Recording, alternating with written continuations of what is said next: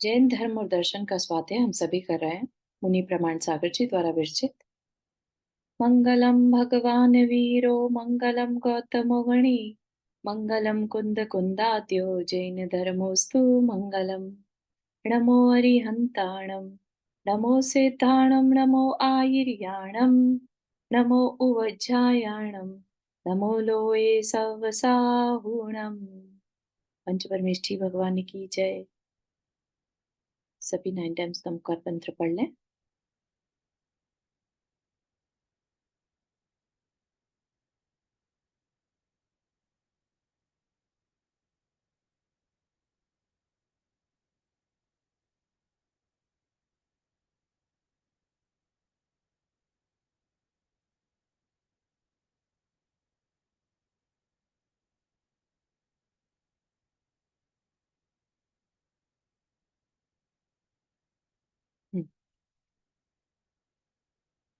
तो हमारा यहाँ पर जो चर्चा चल रही थी, जो पिछली क्लास में हमने लिया था, वो था काल चक्र के बारे में। ठीक है। काल चक्र से हमने समझा था उत्सर्पिणी अवसर्पिणी में जो 24 तीर्थंकर होते हैं, जिनके थ्रू हमें ये सारी नॉलेज मिलती है ना। तो वो कैसे क्या व्यवस्था है उसकी, और उसका कारण क्या था। हमने काल चक्र के बारे में क्यों पढ़ा था, क्योंकि हम 6 द्रव्यों के बारे में जान रहे थे, जिसमें कि काल एक द्रव्य के बारे में बताया था, काल नाम का द्रव्य। ठीक है। जिसकी वजह से, जिसका काम ही परिवर्तन करना होता है, और वो इस पूरे आ, लोक में काल द्रव्य जो है उसके एक एक अणु जैसे होता है ना, अणुओं में वो पूरे 3 लोक में फैला हुआ है। ठीक है। और जैसे एक थाली है ना, मान लीजिए ये एक इस शेप की एक थाली है, तो उसमें अगर हम बहुत सारे, ये समझ लीजिए रत्न भर दें, ठीक है, सर्कल में गोलियां सी जैसे कह लीजिए, इतनी सारी कि ठसाठस इस पूरा का पूरा जो 3 लोक है उससे भर जाए। ठीक है ना। तो हम ये कह सकते हैं कि जितना लोक है उतने ही काल के अणु हैं। ठीक है, काल उतना है। तो लेकिन काल के अणु जो हैं आपस में जुड़ते नहीं, चिपकते नहीं। ठीक है, वो इंडिविजुअल ही रहते हैं। ठीक। तो ये चीज हमने समझी थी, काल की वजह से जो परिवर्तन होता है उसके कारण काल चक्र बना। काल चक्र से हमारे तीर्थंकर होते रहते हैं, भोग भूमियां बनती हैं, कर्म भूमियां बनती हैं, फिर धर्म नष्ट हो जाता है, फिर से साइकिल शुरू होता है। इस तरीके से कंटिन्यूटी चलती रहती है। ठीक है। तो उसमें अभी एक चर्चा और बची है। 6 द्रव्य तो हमने जान लिए थे। क्या है 6 द्रव्य, कोई बताएगा? निखिल, आपको याद हो पाए क्या? जी। सॉरी, सॉरी पूर्णिमा जी, एक बार आपसे नेक्स्ट पूछेंगे। उनसे पहले। निखिल, आप ट्राई करना चाहेंगे? हाँ। जीव, हाँ। काल, धर्म अधर्म, यस। और आकाश, ब्यूटीफुल। और एक आकाश, और जिससे जो सब कुछ दिखाई दे रहा है वो क्या है? जो दिखता दिखाई दे रहा है। जो दिखता है वो है पुद्गल। उद्गल, पुद्गल राइट, द्रव्य है ना। हाँ। बाकी जो 5 बताए ना आपने, ये सब क्या है, ये दिखते नहीं है। देखते हैं। एक इकलौता पुद्गल ऐसा है, पुद्गल द्रव्य जो दिखता है। तो हमें कुछ भी अगर दिखता है, that is we can easily से पुद्गल। ठीक है। तो बहुत ही बढ़िया निखिल, बहुत गुड जॉब। मतलब आपने काफी कम समय में काफी चीजें सीख, 6 द्रव्य सीख लेना बड़ी बड़ी बात है। तो अब इसमें से राखी जी बताएंगी हमें कौन कौन से द्रव्य नहीं दिखाई देते। धर्म, अधर्म, आकाश, काल, हम्म। और द्रव्य। बस एक रह गया जो कि सबसे इम्पोर्टेंट है, जो हमें दिखता नहीं है लेकिन जीव। जीव। बहुत सुंदर, बहुत बहुत सुंदर, बहुत अनुमोदना, बहुत क्लैपिंग के लायक है। क्योंकि हालांकि क्वेश्चन ऑलरेडी आंसर कर दिया था निखिल जी ने अभी, लेकिन आपने उस चीज को पकड़ा और याद किया, ध्यान से सुना भी, तो बहुत बहुत good job, very nice, all right. तो जैसे अभी आपसे पूछा गया 6 द्रव्य में से ऐसे कौन से हैं जो दिखते नहीं, है ना? आपसे ऐसे भी पूछ सकते थे 6 द्रव्य में से ऐसा कौन से हैं जो दिखते हैं, तो वो सिर्फ एक ही दिखता है।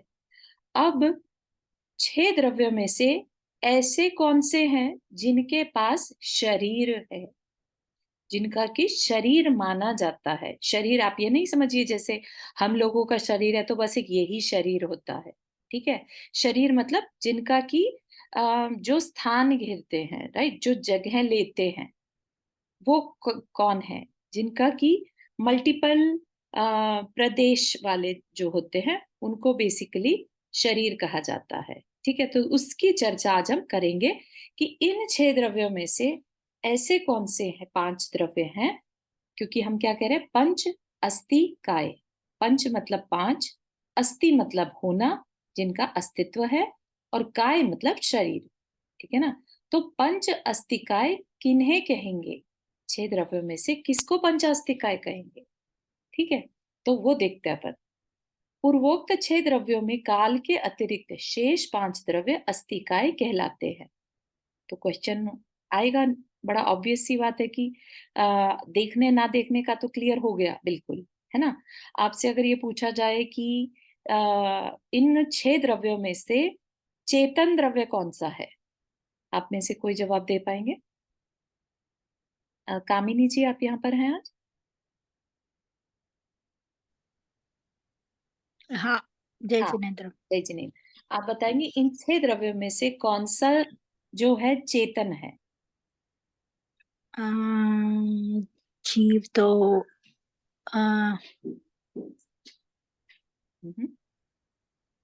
जीव, है ना? यही क्या आंसर या है आपका? बहुत सुंदर। एक अकलौता जीव ऐसा द्रव्य है जो चेतन है, बाकी सब क्या है? अचेतन, अच्छा, ठीक है? तो ये एक क्वेश्चन बन गया, है ना, जिसको हमें समझना है बहुत अच्छे से, ठीक है? तो ये हो गया। अब हमें एक और तरीके से आचार्य बता रहे हैं पंचास्तिकाय। क्यों? क्योंकि 5 द्रव्य ऐसे हैं जो अस्तिकाय कहलाते हैं। क्या कहा? जिन द्रव्यों में शरीर की तरह प्रदेशों की बहुलता होती है उन्हें अस्तिकाय कहते हैं। एक से ज्यादा प्रदेश होने के कारण उनको अस्तिकाय कहा, ठीक है? तो अब हमें ये सोचना पड़ेगा कि हमें जानकारी होनी चाहिए कि ये जो द्रव्य है ये कितनी जगह लेते हैं, है ना? क्या ये बहुत प्रदेशी वाले हैं या एक प्रदेशी हैं, ठीक है? तो हमने क्या सीखा था कि जो काल के अणु है, वो जो पूरे हमने कहा था कि रत्नों की तरह भरे हैं, ठीक है ना? तो वो क्या कहलाएंगे? एक प्रदेशी, बिकॉज वो आपस में जुड़े हुए नहीं है, ठीक है? और क्योंकि वो एक प्रदेशी है इसलिए उनका शरीर नहीं कहा जाता। क्या कहा?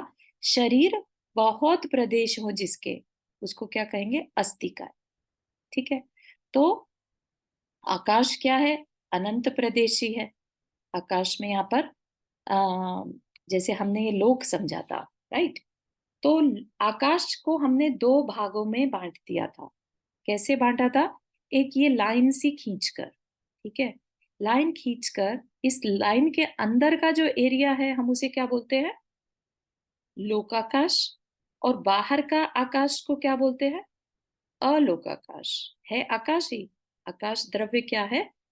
अगेन आपको फिर से बताए, जैसे एक ब्लॉक्स होते हैं ना, राइट? ब्लॉक्स को तो इमेजिन करेंगे तो आपको छेद छेद से फील आएंगे, लेकिन लेट से एक दुपट्टा है, राइट? या चादर है, कुछ भी एक अज्यूम कर लीजिए। कंप्लीट इतना है कि आप उसको खोलते जा रहे हैं, खोलते जा रहे हैं, खोलते जा रहे हैं, और वो पूरा एक ही पीस अनंत है वो कपड़ा, ठीक है? तो वो क्या है? वो एक इकलौता आकाश द्रव्य है, ठीक है? अब हम अगर उस कपड़े में कुछ डिजाइन बना दें, ठीक है, और हम उस डिजाइन के अंदर के एरिया को कुछ नाम देने लगे, ये है लोकाकाश, और बाहर का जो डिजाइन के बाहर का एरिया है वो सारा कुछ अलोकाकाश, ठीक है? तो लोकाकाश क्या है? क्योंकि हमने एक डिजाइन बनाया, एरिया लिमिटेड एरिया है ये, राइट। लेकिन इतना भी लिमिटेड नहीं है कि हम इसको काउंट कर सके, ठीक है। तो इसलिए इसको क्या कहते हैं, इस पूरे एरिया को असंख्यात प्रदेशी, ठीक है, क्योंकि नंबर ऑफ प्रदेश जो है इसमें लिमिटेड है। तो बाहर के एरिया को अगर हम ऐड करें तो वो एरिया को ऐड करने से वो अनंत हो जाता है। इसलिए आकाश को क्या कहा, अनंत प्रदेशी, ठीक है ना। अदरवाइज तो आप क्वेश्चन कर सकते हैं, तो लिमिट है, तो लिमिट है तो फिर अनंत क्यों कहा, है ना। अनंत इसलिए कहा क्योंकि ये लिमिट तो हमने क्रिएट करी है। हमने इन द सेंस कि हम एक लिमिट को मानकर चल रहे हैं, कुछ विभाजन किए गए हैं, तो हमने इसको लोकाकाश कहा, और जो बाहर का एरिया है वो अलोकाकाश। लेकिन आकाश तो एक ही है, ठीक है। जैसा अभी एग्जाम्पल दिया था आपको, वो चादर का, वो चादर अनंत है, एज्यूम कर लीजिएगा, और उसमें एक शेप हमने क्रिएट कर दी, ठीक है ना। तो इसका ये मतलब नहीं हुआ कि वो शेप जो है वो चादर से बाहर की हो गई, वो चादर का ही पार्ट है, ठीक है ना। तो हम उसे क्या कह सकते हैं, डिजाइन वाली चादर और बिना डिजाइन वाली चादर, दोनों है चादर ही, ठीक है ना। इसी तरह से आकाश पूरा है, लेकिन जो इस लाइन के भीतर आएगा उसको क्या कहेंगे, लोकाकाश, और जो इस लाइन के बाहर होगा उसे अलोकाकाश, ठीक। अब इसका भी डिफरेंस समझिएगा कि क्यों इसे लोकाकाश और इसको अलोकाकाश कहते हैं। उसका कारण भी अन्य द्रव्य है। कौन से दो द्रव्य हैं जिनकी वजह से हमें ये लाइन का डिफरेंशिएशन करना पड़ा, वो दो प्रदेश हैं, दो द्रव्य हैं, धर्म और अधर्म द्रव्य। तो क्या है कि जो धर्म और अधर्म द्रव्य है ना, वो यहां से बाहर नहीं है। ये जो यहाँ पर आप सिद्धिशिला देख रहे हैं ना, इसके बाहर धर्म अधर्म द्रव्य नहीं है, ठीक है। तो धर्म और अधर्म द्रव्य जो है वो कंप्लीट एक पीस है, सिंगल पीस है। ऐसा नहीं है कि धर्म द्रव्य बहुत सारे हैं, है ना, कि वैमानिक देव अपना अलग धर्म द्रव्य यूज कर रहे हैं और नारकी अपना अलग धर्म द्रव्य यूज कर रहे हैं, नहीं। धर्म द्रव्य जो है एक अखंड है, ठीक है ना। इसको ऐसे मान लीजिए, जो अभी एग्जाम्पल दिया था चादर का, और वो जो सर्कल हमने बीच में बनाया था, लेट से अब उस पे हमने कुछ चिपका दिया उसी शेप का, ठीक है ना। तो वो शेप का जो हमने चिपकाया वो धर्म द्रव्य, हमने एक और चीज चिपका दी, वो चीज अधर्म द्रव्य, उसी जगह पर, अलग से कुछ नहीं, उसी जगह पर उसी के ऊपर, ठीक है। एक और चीज चिपका दी और कहा अधर्म द्रव्य, ठीक है। तो अधर्म और अधर्म द्रव्य, ये इनका काम क्या है, सबको या तो गति देना या रोकना, ठीक है ना। तो ये क्योंकि है, इस वजह से जो जीव है या पुद्गल है ना, वो मूव कर पाता है, ठीक है ना। तो जीव और पुद्गल के लिए ये सहायता करते हैं मूव करने में या रुकने में। लेकिन क्योंकि ये इसके अंदर अंदर होता है, इसी वजह से जीव यहाँ तक जाकर रुक जाता है, सिद्धशिला पर जाकर, इसके बाहर नहीं जा सकता। और क्योंकि एक लिमिटेड एरिया है, इसलिए उन्हें क्या कहा, असंख्यात प्रदेशी, या दूसरे तरीके से कह सकते हैं लोक प्रमाण, ठीक है ना। तो धर्म और अधर्म द्रव्य लोक प्रमाण और असंख्यात प्रदेशी हैं। असंख्यात प्रदेशी का मतलब क्या हुआ, जो काउंटेबल नहीं है, करना चाहे तो कर सकते हैं लेकिन काउंटेबल नहीं है, इजी नंबरिंग नहीं है। अनंत तो कोई भी काउंट नहीं कर सकता, इवन केवली भी काउंट नहीं कर सकते, है ना, क्योंकि अनंत है। लेकिन असंख्यात को हम ये कह सकते हैं, केवली जानते हैं, हम नहीं जानते, ठीक है। तो उसको क्या कहेंगे, असंख्यात, ठीक। ये तीनों एक एक ही हैं। कौन तीनों, जिन तीन द्रव्यों की बात करी, आकाश, धर्म और अधर्म, एक एक ही है। जो अभी एग्जाम्पल दिया था चादर का, और उसके बीच में हमने, है ना, एक पैच लगा दिया था, राइट। पैच के साथ ही मानिएगा इक्वल पैचेस हैं वो, ठीक है। तो ये तीनों एक एक ही हैं। जो जीव द्रव्य है उसकी संख्या अनंत है ना, जीव अनंत है। जीव से यहाँ पर क्या मतलब है, सोल से लीजिएगा, नॉट की शरीरों से, ठीक है। तो जीव की संख्या अनंत है, डिफरेंट डिफरेंट सोल्स है। प्रत्येक जीव, तो जो सिंगल जीव होता है उसके अंदर कितने प्रदेश हैं, उस आत्मा में, सिंगल एक आत्मा अगर हम उठा ले उसमें से, माना जीवों की संख्या अनंत है, लेकिन एक जीव कितने प्रदेशों के बराबर है, असंख्यात प्रदेशी है। ये कैसे कह दिया, है ना, ये कैसे कह दिया, तो आपको जानकारी हो, जीव के अंदर पूरे लोक में फैल जाने की क्षमता होती है। किस समय होती है, कब ऐसा होता है, जब केवली समुद्घात होता है, केवली भगवान का, लेट से उनका मरण, या कह लीजिए समय आ गया, आयु कर्म पूरा हो रहा है, उन्हें मतलब हाँ, आयु कर्म पूरा हो रहा है लेकिन बाकी के कर्म बचे हुए हैं, तो उनको कैसे नष्ट करते हैं, केवली अपने आत्मा के शरीर को, आत्मा को पूरे लोक में फैला लेते हैं, ठीक है। उससे उनके सारे के सारे कर्म एक ही साथ नष्ट हो जाते हैं। ये एक व्यवस्था है, ठीक है। इस व्यवस्था को क्या कहते हैं, समुद्घात, ठीक है। तो नो मैटर व्हाट, एक भी अगर एक्सेप्शन है तो हम उसको मान के चलेंगे कि ये पॉसिबिलिटी है, राइट। इस अपेक्षा से कहा कि जीव जो है असंख्यात प्रदेशी है। कितने असंख्यात, लोक प्रमाण असंख्यात प्रदेशी है, ठीक है ना। समझ में आ रहा है, थोड़ा डिफिकल्ट तो नहीं हो रहा है। I am trying my best कि मैं सबसे इजी वे में बताऊं, क्योंकि ये जो टॉपिक है ये आई वुड से कि हार्डेस्ट टॉपिक है। इसके बाद जो आएगा वो बहुत इजी होगा और इंटरेस्टिंग होगा, क्योंकि वो किससे रिलेटेड है, कर्म से रिलेटेड, ठीक है ना। तो इसको आपने पहली बार अगर सुना है तो इट्स ओके, आप रिपीट करके ऑडियो को सुन सकते हैं और ट्राई करिए समझने की, ठीक है। तो अब जीव द्रव्य के बारे में भी बता दिया, है ना।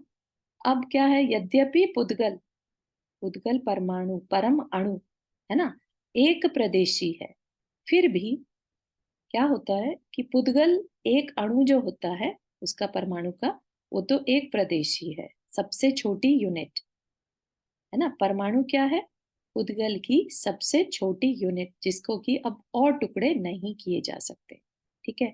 तो वह पुद्गल का परमाणु जितना स्थान घेरता है आकाश का, उसको क्या कहते हैं, एक प्रदेश, ठीक है ना। उसी से हम क्षेत्र को, एरिया को नापते हैं।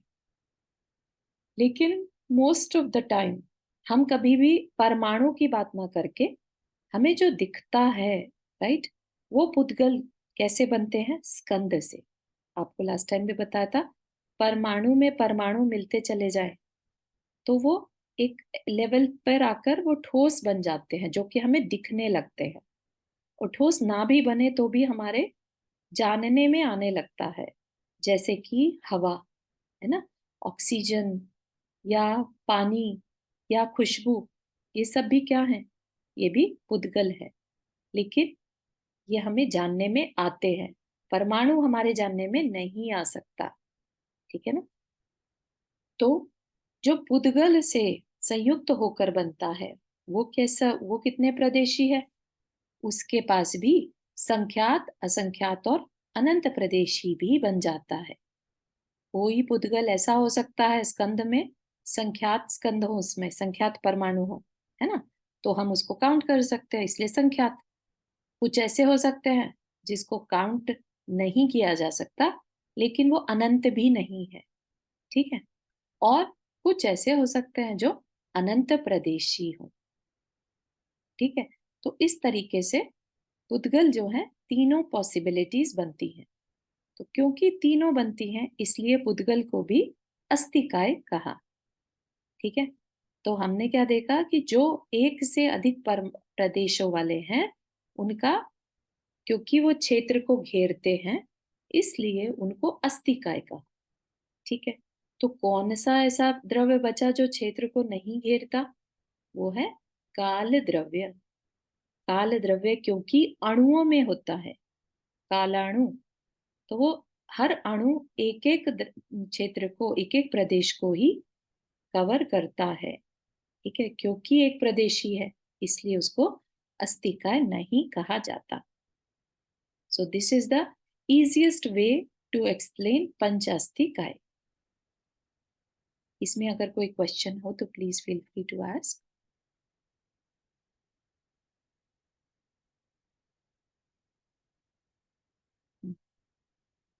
आप सेपरेट भी पूछ सकते हैं अगर किसी का नहीं है यहाँ पर पूछने का, तो you can send me the question as a direct message also, feel free to ask.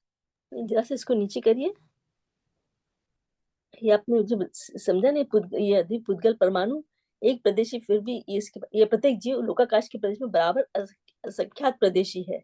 जी, तो प्रत्येक जीव असंख्यात कैसे, बराबर कैसे, मतलब प्रदेशों के बराबर? हाँ, लोकाकाश के बराबर मतलब लोक में जितने प्रदेशों के बराबर। हाँ, इतना बड़ा आकार एक जीव जो है ले सकता है, इसलिए बताया। अच्छा, ठीक है, इसलिए असंख्यात प्रदेशी है। ठीक है, उसको अनंत नहीं कहा, जीव अनंत प्रदेशी नहीं है, क्योंकि अगर अनंत कहेंगे इसका मतलब ये है कि जीव इसके बाहर भी है ना, विच इज नॉट पॉसिबल। ठीक, इस वजह से। Thank you.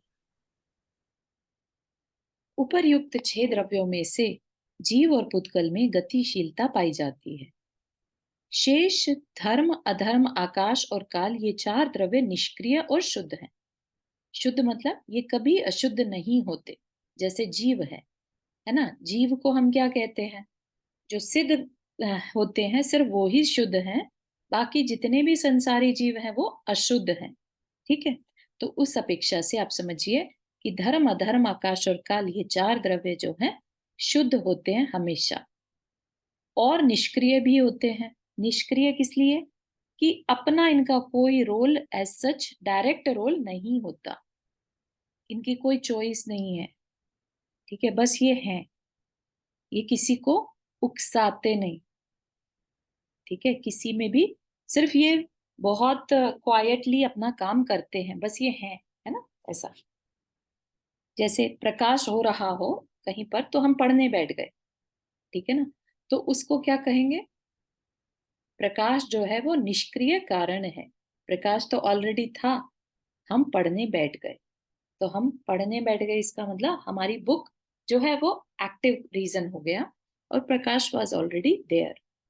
तो इसलिए कहा 4 द्रव्य निष्क्रिय हैं और शुद्ध हैं। ये चारों इस लोक में इस तरह ठसाठस भरे हैं कि इनके स्थानांतरण की कोई आवश्यकता नहीं है, कभी ये रिप्लेस नहीं होते। इनका शुद्ध परिणमन ही होता है। शुद्ध पुद्गल तथा जीव भी शुद्ध परिणमन करते हैं। शुद्ध पुद्गल कौन होता है? शुद्ध पुद्गल परमाणु को कहते हैं। परमाणु जब वो मिलकर स्कंद बन जाता है तो वो उसकी अशुद्ध अवस्था कहलाती है। ठीक है, तो शुद्ध पुद्गल और जीव भी शुद्ध परिणमन करते हैं, किंतु पुद्गल की विशेषता यह है कि एक बार शुद्ध होने के बाद वह पुनः स्कंद रूप अशुद्ध परिणमन भी कर लेता है। जीव एक बार शुद्ध होने के बाद फिर कभी अशुद्ध नहीं होता। तो इन दोनों में क्या डिफरेंस है पुद्गल और जीव में? कि जीव एक बार शुद्ध हो गए, जैसे सिद्ध बन गए, अब वो सिद्ध कभी भी अनंत काल तक वापिस से अशुद्ध या कर्म से बंद नहीं होंगे। ये उसकी एक खासियत है। लेकिन परमाणु पुद्गल का क्या है? पुद्गल एक बार शुद्ध हो गया, लेट से परमाणु बन गया, तो वो फिर से स्कंद में कन्वर्ट होके अशुद्ध परिणमन भी कर सकता है। परिणमन मतलब चेंजेस भी कर सकता है। तो यहाँ पर हमारा पंचास्तिकाय का जो, अच्छा अभी 2 पैराग्राफ, सॉरी। द्रव्यों की इस संख्या में कभी भी हानि वृद्धि नहीं होती, द्रव्य की संख्या में। तो इंटरेस्टिंग इतना है कि जितने जीव हैं उतने ही जीव रहते हैं। जीव को ना तो क्रिएट किया जा सकता है और ना खत्म किया जा सकता है। ठीक है, तो जैसे हम पढ़ते हैं ना, आत्मा को जलाया नहीं जा सकता, भिगाया नहीं जा सकता और कभी नष्ट भी नहीं किया जा सकता। आत्मा सिर्फ अपने शरीर बदल सकती है, ठीक है ना। इसलिए कहा कि द्रव्यों की मतलब 6 के 6 द्रव्य जितने हैं उतने ही रहते हैं, उनमें कभी हानि वृद्धि नहीं होती। समुद्रों में उठने वाली लहरों की तरह प्रति क्षण परिवर्तित रहने के बाद भी अपने अस्तित्व को नहीं खोते, है ना। अस्तित्व को मतलब कितने भी शरीर धारण कर ले आत्मा, लेकिन आत्मा आत्मा ही रहती है, कभी शरीर नहीं बनती, या आत्मा कभी पुद्गल नहीं बनती, ठीक। तो द्रव्य कभी अपने अस्तित्व को नहीं खोते तथा इनके प्रदेशों में हीनाधिकता भी नहीं होती। जितने प्रदेश हैं उतने ही रहेंगे, असंख्यात है तो असंख्यात ही रहेंगे, अनंत नहीं होंगे, ठीक। अतः इन्हें नित्य और अवस्थित कहते हैं। नित्य मतलब जिन्हें नष्ट नहीं किया जा सकता, हमेशा है और हमेशा से रहेंगे, है ना। और अवस्थित रहते हैं कहते हैं। अवस्थित मतलब एग्जिस्टेंस, ठीक है, उनका एग्जिस्टेंस हमेशा है, ठीक। पुद्गल को छोड़ शेष 5 द्रव्य अमूर्त हैं, ये हमने ऑलरेडी अभी अभी आपसे क्वेश्चन पूछा था। जीव के अतिरिक्त शेष 5 जड़ हैं, ठीक है। इस प्रकार यह विश्व इन 6 द्रव्यों से बना है। तो ये जो है एक बहुत बड़ी रियलिटी है, जिसको कि जब तक हम जैन शास्त्र या जैन फिलॉसफी नहीं पढ़े ना, तब तक हम भुलावे में घूमते रहेंगे। हमें जो मूवीज में दिखाया जाता है हम उसको मानेंगे कि अरे हमें तो एक ईश्वर ने बनाया है, हम एक ईश्वर के अंश हैं और मरने के बाद हम उसी में मिल जाने वाले हैं। ऐसी ऐसी चीजें हमारे दिमाग में उन मूवीज के थ्रू डल जाती हैं, है ना। लेकिन अब हमें क्या पता चला कि जो ये विश्व है जो दिखता है, राइट, ये विश्व पूरा, ये लोक जो है, ये इन 6 द्रव्यों से बना है। यह अनादि निधन है, ठीक। ये ऐसा नहीं कि इसको किसी ने बनाया है। अनादि निधन मतलब अनादिकाल से चलता आ रहा है और हमेशा रहेगा, जिसका कभी नाश नहीं होगा। हम सोचे ना कि हम नहीं रहेंगे तो क्या होगा इस संसार का, ऐसा नहीं। किसी के द्वारा बनाए नहीं गए, इनका संचालन किसी शक्ति या पदार्थ से नहीं होता, अपितु प्रत्येक द्रव्य अपने उत्पाद व्यय द्रव्य लक्षण वाले स्वभाव से स्वयं अपना परिणमन करते हैं। जैन दर्शन के अनुसार यह सारी लोक व्यवस्था इन 6 द्रव्यों के लिए ही आश्रित है, ठीक है। तो ये हमने द्रव्यों के बारे में बहुत समराइज्ड वे में समझा। इस पर बड़े बड़े शास्त्र लिखे गए हैं। आप इसको पूरी डिटेल में पढ़ेंगे ना तो फिर अपने आप ही अंदर से वैराग्य आ जाता है कि रियलिटी ये है, तो फिर मैं इस कषायों में क्यों पड़ा या क्यों पड़ी, है ना। सब कुछ छोड़ने का, सब कुछ सच को पाने का मन कर जाता है। इसका गोल है एक्चुअली स्वाध्याय का, कि हम रियलिटी की तरफ अट्रैक्ट हो जाते हैं, है ना। और which is the best thing can happen with us, right. कि हमें रियलिटी ये तो पता चले कि अभी तक की हमारी जो जानकारी थी वो सही नहीं थी, और गुड थिंग इज कि आज हमें वो पता चली है। अब उसको कैसे पाना है वो हमारा साधना का मार्ग होगा। इसीलिए जैन दर्शन को श्रमण संस्कृति कहते हैं, साधना का मार्ग कहते हैं, राइट। खाली जानने से कुछ नहीं, अब उसको उस सत्य को पाना जो है वो साधना है। साधना से हम पा सकते हैं उस सत्य को। और सत्य क्या है? अपना वास्तविक स्वरूप ही सत्य है, शुद्ध अवस्था, है ना।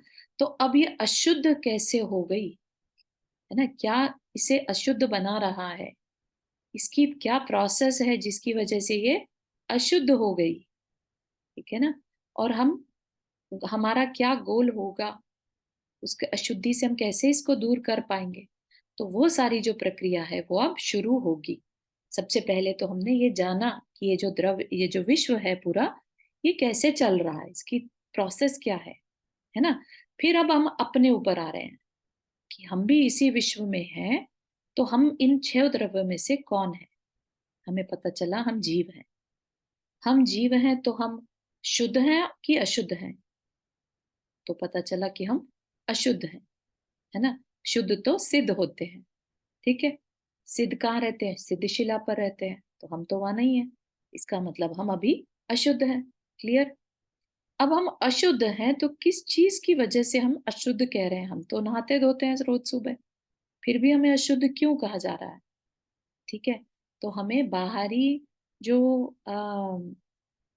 अशुद्धता की बात नहीं चल रही है यहाँ पर। जीव अशुद्ध है, जो हम हैं, आत्मा है, वो इस समय अपने अशुद्ध फॉर्म में है। किस कारण से? क्योंकि जीव का अजीव के साथ मेल हो गया है, मेल हुआ है। कब से हुआ?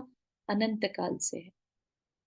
ठीक, तो जैसे आप देखते हैं दूध में से प्योर दूध निकाला और आपने उसमें थोड़ा सा पानी मिला दिया, ठीक है, अब उस दूध को हम क्या प्योर कहेंगे? उसको क्या कहते हैं अपन?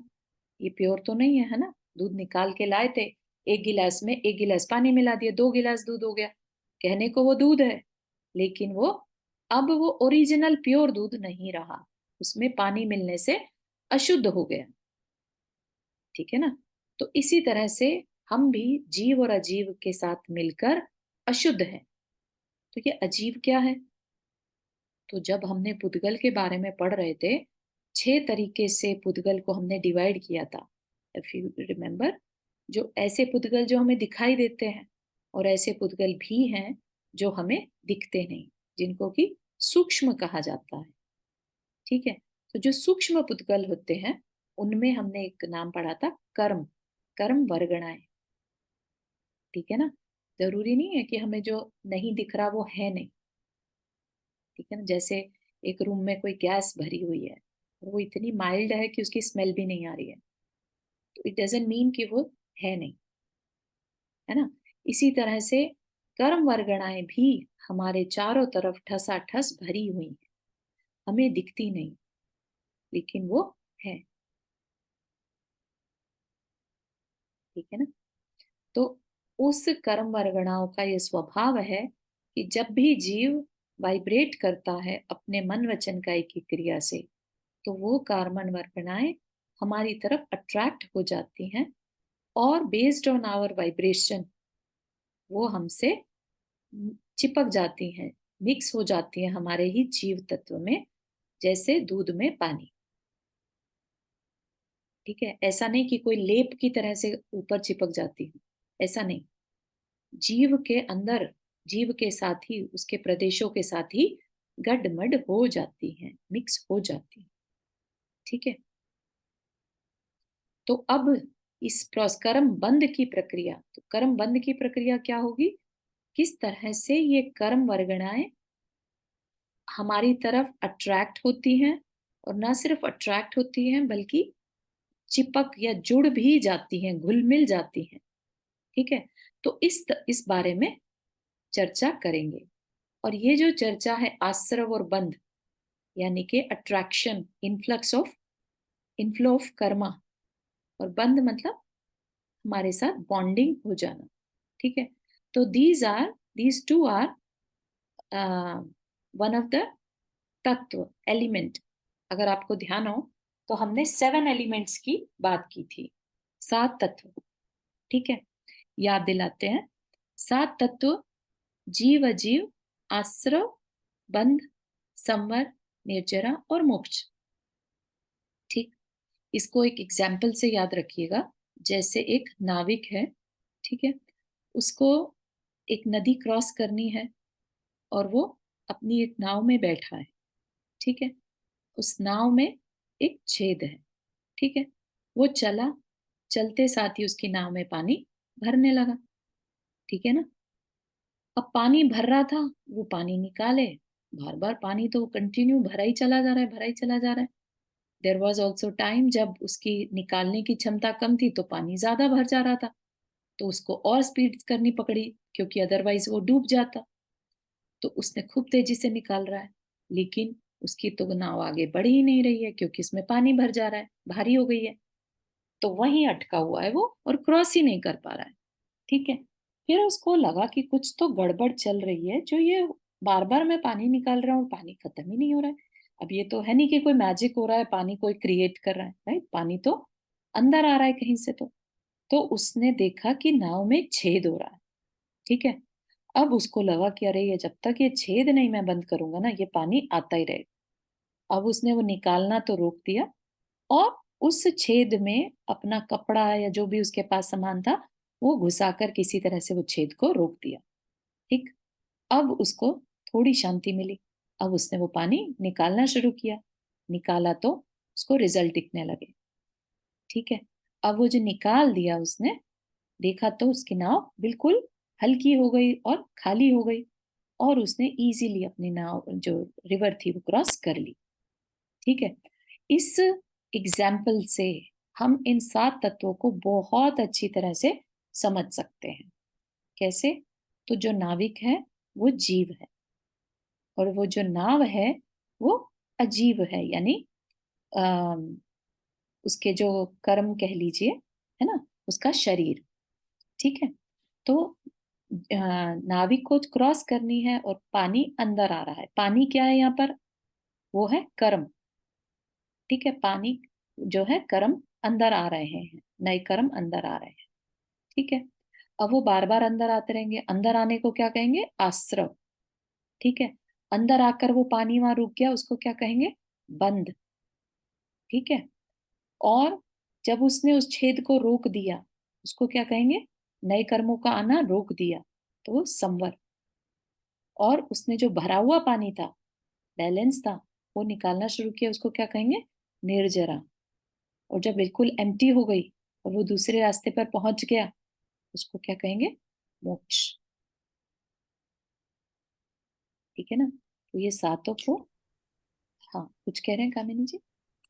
Can you repeat this example, like जो आपने कंपैरिजन बोला ना नाविक का, कि हाँ हाँ।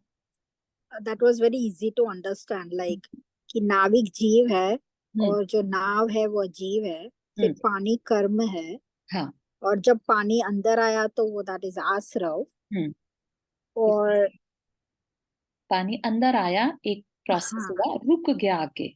व्हाट इफ वो आया और चला गया, तो वो तो कोई प्रॉब्लम ही नहीं है। लेकिन वो या रुक गया, है ना, रुकने से प्रॉब्लम क्रिएट हो गया, तो वो बंद हो गया। है ना, जो बंद नाम का तत्व था बंद हो गया, है ना, वो हमारे पास रुक गया। कर्म रुक गए। कर्म का रुकना ही हमारे लिए सबसे ज्यादा प्रॉब्लम की बात है, क्योंकि वो रुकेंगे तो अपना रिजल्ट भी देंगे। है ना, जैसे पानी रुक गया बोट में, तो वो क्या करेगा? वो पूरी बोट को चाहे तो डुबो सकता है या लंबे समय तक रुका रहे तो गला सड़ा भी सकता है ना, कुछ भी कर सकता है depending on amount of water. ठीक है ना। या अब या उसने पानी को रोक दिया, तो वो क्या हुआ? समर। संवर। बहुत सुंदर। और जब उसने निकालना शुरू किया रुके हुए पानी को, वो क्या था? निर्जरा। हाँ, बहुत सुंदर, है ना, निर्जरा। और जब पानी बिल्कुल खाली हो गया और नाविक दूसरी साइड पहुंच गया, अपने गोल पे पहुंच गया बिल्कुल, ओके, तो मोक्ष। मोक्ष। है ना। तो अब याद रखिएगा, और ये जो एग्जाम्पल है आपकी लाइफ का, इतना बड़ा एग्जाम्पल है कि जिसको आप हर समय याद रखें अगर, तो हमें कर्म बंध की जो प्रक्रिया है उसमें बहुत क्लैरिटी आ सकती है। हमें हमारा गोल हर समय याद रह सकता है। ठीक है ना। और गोल याद रहेगा तो हमारी अवेयरनेस बनी रहेगी कि हमें कितने कर्म का आश्रव करना, कितने कर्मों को रोकना, हमें नहीं करना। है ना। ये मेरी नाव को डुबा सकते हैं, मैं कभी भी फिर इस नाव को दूसरे साइड पर नहीं ले जा पाऊं। राइट। इस वजह से हमें बस इतने से ही को समझ लिया, इन 7 तत्वों को अगर समझ लिया, फील कर लिया, तो इसी को सम्यक दर्शन नाम दिया है। सोचिए इतनी बड़ी बात है। समझ रहे? ये कोई छोटी चीज नहीं है। 7 तत्वों को अगर आपने समझ लिया, तत्वार सूत्र का पहला सूत्र, सम्यक दर्शन ज्ञान चारित्राणी मोक्ष मार्ग, है ना। तो और उसके बाद फिर सम्यक दर्शन क्या? तो 7 तत्वों को नाम ही सम्यक दर्शन है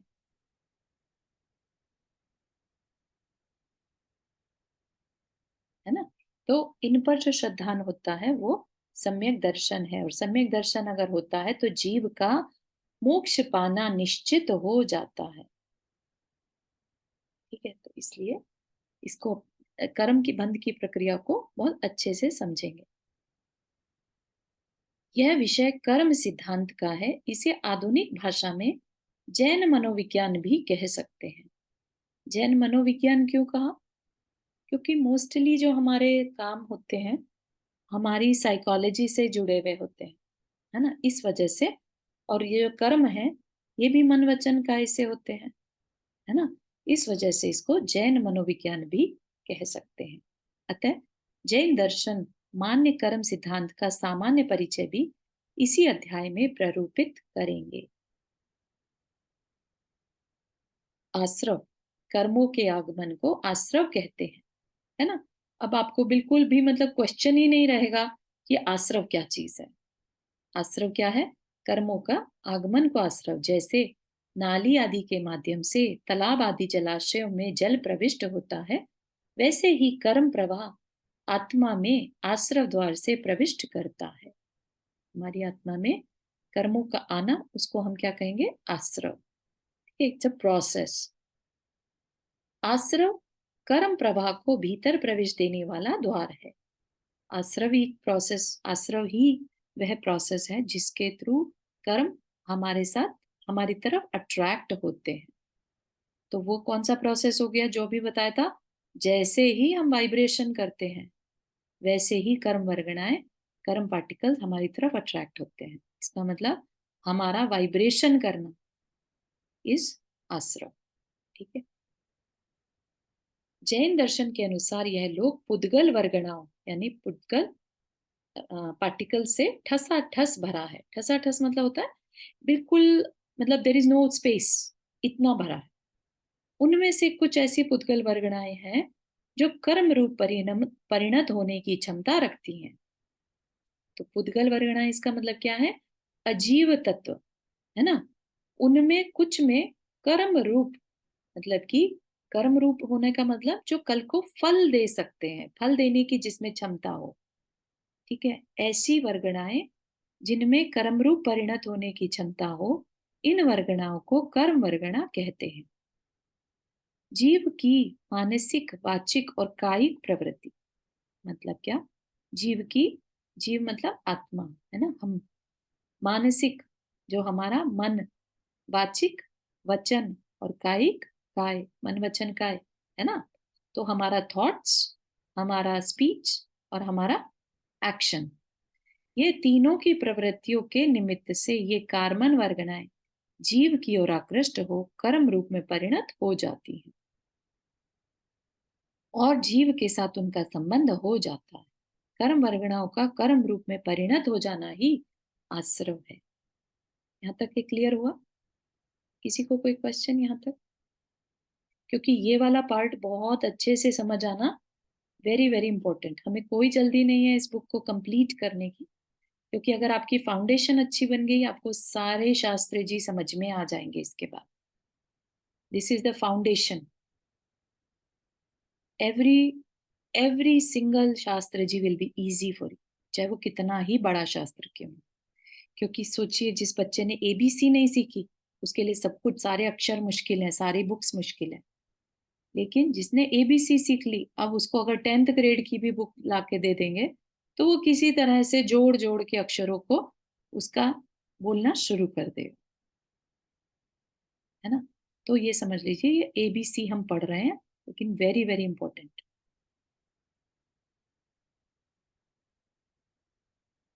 जैन कर्म सिद्धांत के अनुसार जीवात्मा में मन, वचन और शरीर रूप 3 ऐसी शक्तियां हैं जिनसे प्रत्येक संसारी प्राणी में प्रति समय एक विशेष प्रकार का प्रकंपन, कोई जो बताया था वाइब्रेशन, परिस्पंदन होता रहता है। इस परिस्पंदन के कारण, इस वाइब्रेशन के कारण जीव के प्रत्येक प्रदेश, जो शरीर, जो आत्मा का भी एक आकार है ना, आत्मा का जो आकार है उसमें वो मल्टीपल प्रदेशी है, ठीक है ना। तो उसके हर प्रदेश पर वो वाइब्रेशन होता है और हर प्रदेश पर असंख्यात कर्म वर्गणाएं चिपकी हुई होती हैं। ठीक, तो सागर में उठने वाली लहरों की तरह तरंगायित रहते हैं, मतलब वाइब्रेट होते रहते हैं। जीव के उक्त परिस्पंदन के निमित्त से कर्म वर्गणाएं कर्म रूप में परिणत होकर जीव के साथ संबंध को प्राप्त हो जाती हैं, इसे योग कहते हैं। जो चिपक जाना होता है उसको क्या terminology the? Technical word is योग, जुड़ जाना।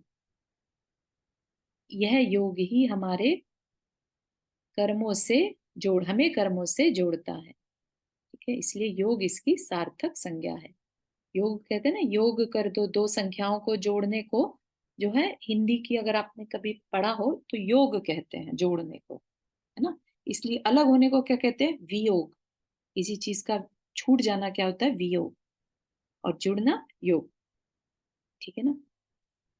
तो आई थिंक यहीं तक रखते हैं आज के लिए। यहाँ तक के कुछ क्वेश्चन किसी को? आज हमने नया चैप्टर, नया टॉपिक शुरू कर दिया कर्म वर्गणाओं का। जी,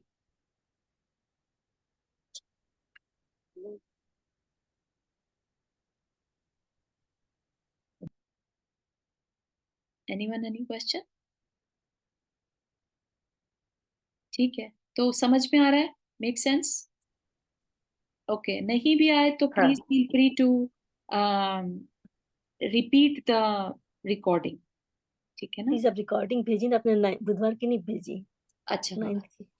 हाँ, आई विल शेयर। एक्चुअली हाँ। यहाँ पर कुछ लोग जो हैं दूसरे ग्रुप से भी हैं। I Oh, teach sorry. 2 other classes also. I'm teaching like Yes, Harivansh yes. That's Purana. why I'm not saying anything. हाँ हाँ I हाँ understand. हाँ, पूर्णिमा जी उनको बाकियों को जानकारी दे रहे हैं कि हरिवंश पुराण जी पढ़ा रहे हैं और कर्म कैसे करे भी पढ़ा रहे हैं, ठीक है ना। तो अगर किसी को ये टाइम सूट करता है 5 PM का, तो मंडे ट्यूसडे वेंसडे, है ना, वेंसडे तो आप लोग की है ही है क्लास, मंडे ट्यूसडे को भी आई एम टेकिंग द स्वाध्याय, and Thursday 9 PM PST Pacific time, जिसमें कर्म कैसे पढ़ाया जाता है। जय जिनेन्द्र चारू जी। जी, जय जिनेन्द्र जी। हाँ, वो चारू जी आपने वो सोने की चिड़िया का वो बताया था, जी। तो वो कब करते हैं आप? अभी के लिए वो खत्म हो गया, उसका टाइम ओ, 16 अगस्त तक, तो वो हो गया डन प्रतियोगिता। तो एक ही दिन हुआ था आपका? नहीं नहीं नहीं नहीं, उसके लिए अलग से चर्चा करते हैं अपन, यहाँ का समय हो ठीक है, गया, जिन हाँ, नानक ओके ओके ओके, ठीक है, ठीक है। वाणी के ज्ञान से सूझे लोका लोक, सो वाणी मस्तक धरो सदा देत हो दो, हे जिन वाणी भारती तो ही जपो दिन रहे, जो तेरा शरणा गए सो पावे सुचैन। 9 बार नमोकार मंत्र पढ़ने सभी।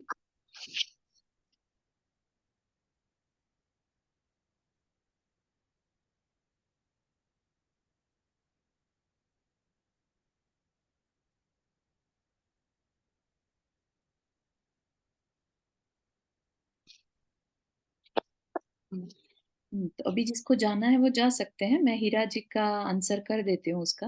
अच्छा, तो जी, ओके, तो जो वो जय जिनेन्द्र। जय जिनेन्द्र सभी को। जय जिनेन्द्र, जय सबको जिनेन्द्र। जय जिनेन्द्र। जो वो क्विज था वो 11 हाँ, अगस्त से शुरू हुआ था, 16 11, 5 डेज के अच्छा, लिए था। हाँ, इट हाँ, वाज अबाउट कि भारत कैसे एक सोने की चिड़िया की तरह था, और किस हाँ, मैंने अंग्रेज। एक बार ही सुना, आपने स्टार्ट किया था हाँ, जब मैंने ही। फर्स्ट चैप्टर ही पढ़ाया था सिर्फ। ओके, यस, अच्छा, इसलिए ठीक है, हाँ, ठीक है। तो हाँ, बोलिए, फ्यूचर अगर बोलिए। उसकी और क्लासेस आएंगी तो आई लेट यू नो। हाँ, वो बहुत अच्छा लगा था। बढ़िया, वेरी हाँ, नाइस। और हमें भी बता देना। हाँ हाँ, वो- बिल्कुल बिल्कुल बिल्कुल, अनाउंसमेंट करके बताएंगे, ठीक है। थैंक यू चलिए, सो मच। जिनेन्द्र। जय जय श्री जिनेन्द्र।